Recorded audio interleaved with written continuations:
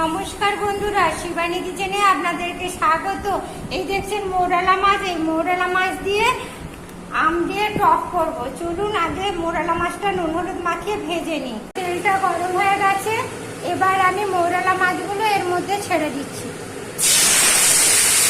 মৌরালা মাছটা ভাজা হয়ে গেছে, এবার আমি তুলে নেব।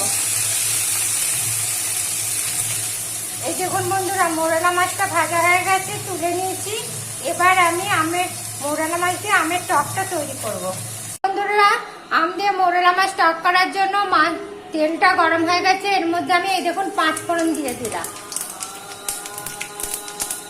একটুখানি এই দেখুন হলুদ দিয়ে দিলাম, লবণ দিয়ে দিলাম, কাঁচা লঙ্কা দিয়ে দিলাম,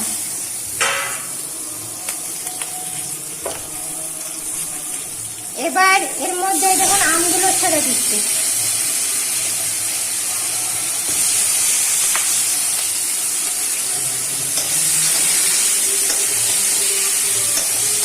আমটা ভাজা ভাজা হয়ে গেছে, এবার এর মধ্যে সর্ষে আর পোস্ত বাটা করে দিয়ে দিচ্ছি। দেখুন বন্ধুরা, মৌরালা মাছের টকে আমের ঝোলটা ফুটে গেছে, এবার এর মধ্যে মাছগুলোকে এই দেখুন ছেড়ে দিচ্ছি।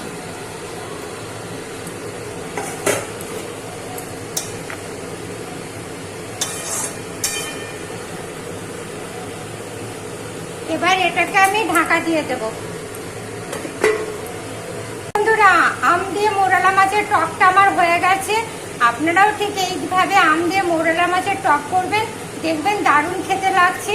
আমার এই রেসিপিটা আপনাদের যদি পছন্দ হয় তবে লাইক করবেন, কমেন্ট করবেন, শেয়ার করবেন।